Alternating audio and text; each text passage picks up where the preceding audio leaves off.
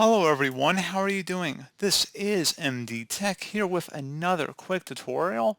In today's tutorial, I'm going to show you guys how to resolve if you're experiencing no sound on your Google Chrome web browser. So this should hopefully be a pretty straightforward process here, guys, and without further ado, let's go ahead and jump right into it. So we are going to start off by opening up the Google Chrome browser if it's not already open. And you want to select the settings icon in the top right corner of the browser screen. Just go ahead and left click on that and then select settings.